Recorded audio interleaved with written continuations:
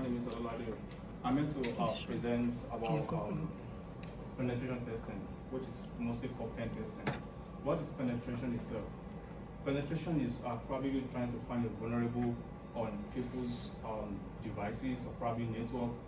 That's what I mean. Penetration means like you just trying to kind of find a vulnerability in there. So now I goes first. So the main topic is about, you said, understanding ethical hacking and security, system security. So penetration testing is a simulated cyber attack conducted to identify vulnerability performed by authorized security professionals. So when this penetration testing is performed by unauthorized, that's like hacking. So we have ethical hacking, then we have those just hack for probably for their own sake, or for probably for government. But like ethical hacking is like you just trying to check all vulnerabilities on the devices or probably companies, applications, software, so that you'll be able to kind of place a countermeasure on that aspect. So what is the purpose of penetration testing? One is to identify security vulnerabilities. Two, to test system defense, how strong the defense is. Can Asara just have an attack on it and then probably just go scot-free, or they won't be able to come in, and then probably how fast are they going to be notified? That's the system defense. Then we have evaluate the risk exposure. So that's where we have the CVE score, because like they are way to kind of score the risk. So there are some risks that the company will see and then they will be like, okay, let's leave this one. This one kind of hurt us that much, or probably they can just like they have a set rules to handle that. So that's the purpose of CVE scores, because like we have the high, low, and medium for the risk exposure. Then we have improved security posture. When you test, when you do pen testing, it helps you to know how weak or strong the defense system is, or probably your application, your company's software or network are. So this will help you to know how weak or strong it is. If it's weak, then it's gonna help you to, put in more defensing aspect of it, or probably you just know the vulnerable part and then you handle that. So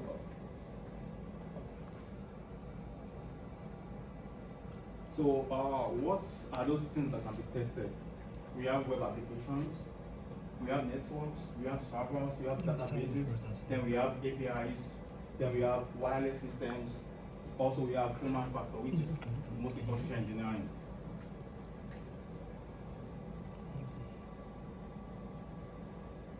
So we have different types of penetration testing. We have the black box testing.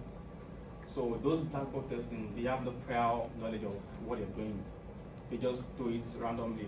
Like they want like those script kiddies that you just see script online and then just try to just run it, because they don't really have the knowledge of what they're doing. So they're example of all those black box testing. So and then the simulatory attacker. Also, we have white box testing. Those ones have full access and information, and then they do deep internal testing. Then we have gray box testing. They have partial knowledge of the probably the company or whatever you want to do vulnerability test on. They have the partial knowledge of that thing. So then we have balanced approach. They balance their approach too.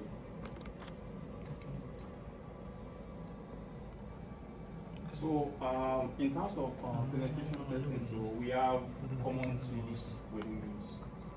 We all know, like for networking aspect of it, we have what we use as NMAP, network mapping. Then we have Metasploit to check the exploitation framework, because like if you want to exploit, there are frameworks you have to follow before you do any exploitation. You can't just come into a company and then just try to be exploiting their system or anything. Like if you want to do the vulnerability testing, you have their set rules of engagement you have to follow. So there's part of this, the company information that they won't allow you to access, and then there are part that they will allow you to access just for you to do your job. So that's other part of Metasploit framework. Then we have Bob Suite for web testing. You use Bob Suite to test the websites, whatever you want to test on the website. Then we have Wireshark. We all know what Wireshark does. Wireshark is just to analyze how packets moves, the movement of your packet on networks. That's the job of Wireshark, to do the traffic analysis. So we have SQL map, so that's SQL injection testing. We use SQL map to do SQL injection testing. Then we have common vulnerability found.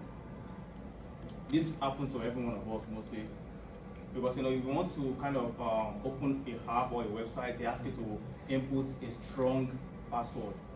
Some people don't want to put a strong password because they believe they can forget. And then the more, we all know in security, we have layers of security. The harder the security is, though sometimes the difficult for us to use.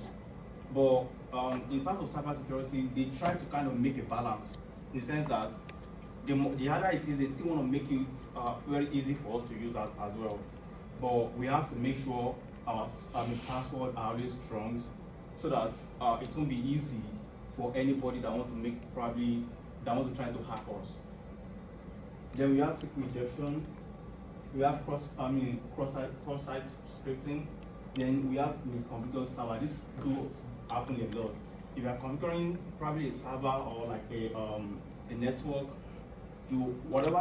any mistake you make on a configuration can lead to an attack on you. So we have to be very cautious in configuration aspects. We have to configure, make sure we do our proper configuration on the server or network we are doing. Then we have outdated software. This does happen to every one of us mostly. Once you're using probably your devices, it always reminds you, some devices always remind us to update our system, update your phone frequently. But if you don't do it, you are not patching some aspect of the security aspect that probably been already exposed or already been exploited. So if you don't patch it, you are vulnerable to attack. So these are the benefits of updating your system software frequently. It's going to keep you from being exposed to attack. Then we have the penetration testing pieces. We have the planning scope, the reconnaissance, scanning, exploitation, post-exploitation, and reporting. So before you do everything, there are a set of rules you have to follow. So you have to plan it, do reconnaissance on it, scan it, exploit it, then post-exploitation, then you report whatever you do. So after you do everything you've done, you have to report to them that, okay, this is how the vulnerability I found, probably a missing port, not being closed or not secured, probably a weak password. Whatever you found, you have to report it to them so that they'll be able to find a way to measure the exposure they have. So we have ethical and legal consideration. If we are talking about ethical hacking, we have a legal aspect of it, because we all know if you kind of just hack into a bank right now, or probably you hack into a government property without their consent, you might be sued. So we have to all know the legal consideration about it. So you can't just go to a company and just try to hack their account or probably do pen testing without their own knowledge or probably giving you a consent about it. So we must have written authorization. This is very necessary so that whenever anything happens, you'll be able to show them that, okay, these are the documents I get from you guys. These are what we agreed on. So you have to have scope must be clearly defined. Whatever you want to do, if it's just probably certain parts of the assets you want to kind of try to pen test, then you have to know what you want to do, and then you won't kind of exceed what they ask you to do. That's the benefit of declaring what you want to do. So data confidentiality must be respected. That's very necessary. Everyone's data must be respected. You must be like every data is confident, it's confidential. So and then the purpose of security is CIA. You have to confidentiality, integrity, and authorization. So all these things are very essential. Then we also have the results should be responsibly disclosed. So you can't just give them the report anyhow, like not in a secured way. Because if you don't give them the report properly, whatever you found might still be exposed to those that can usually get them too. So you have to dispose the results respectively. Then we have penetration testing report. So the process we have to take in giving them the report of what we found out.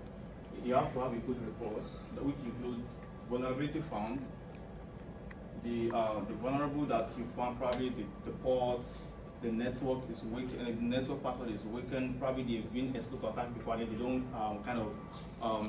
solve that exposure. All those vulnerabilities you found, you have to let them know. The risk level, that's where we have the low, medium, and high.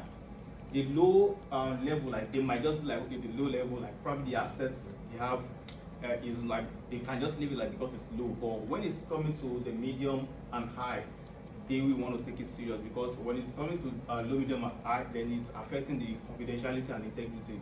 So all those ones are very essential. The CIA, whenever the vulnerability or attack is affecting the CIA, they have to take it very responsible and very serious about it. Then you have to give them the proof of concept. Also, we have the remediation recommendation. Whenever you found out a vulnerability, you have to kind of propose to them what they can do. Of course, they want you to, the reason why they bring you to do pen tests for them is for them to be able to know how strong their assets is, and then what can be done to make the assets secure aspects more strong. So then you have to give them your own recommendation. Then they will be able, okay, can we go with your recommendation or not? Do we have our own recommendation? So like, they will be able to come to a point of compromise if they need to. Then why penetration testing matters? Why does it really matter? Why are we doing penetration testing? So to prevent the data breaches, to protect customer data. Like for instance, we all use bank. So if our data is being exposed to probably hackers that just want to use it for their own personal gain, they can exploit anyone because our information is out there. They have access to it. So that's the reason why we have all the data must be protected by all means. Then it reduces financial loss. It's improved trust. When you know you are doing business with this kind of person, then you know your information is very secure. You won't have nothing to worry about. You want to kind of continue partnering with them, doing business with them as time goes on. So it also strengthens security strategy too. So in conclusion, penetration testing is proactive security. The reason why it's proactive is that it helps you to find out the flaws in your system, in your assets, and then you'll be able to tackle those flaws. And then once the flaws have been tackled, it's gonna be difficult for outsiders that want to hack your system to be able to hack it, because you're already prepared for whatever you want to bring. That is why we do penetration testing. And then it's identify the real world risk, the risk that will happen. You've already kind of do it in a like sandbox environment. You try to hack it by yourself, try to do whatsoever an outsider can do, and then you already prepare for what they are bringing in. So it will affect you when they start doing their probably they are trying to hack your system. Then we have it improved events before attacks happen. That's majorly the purpose to it. And then it's essential for modern cybersecurity, because that is the purpose of cybersecurity, to make sure every individual information is being protected by all means. Thank you guys for this presentation.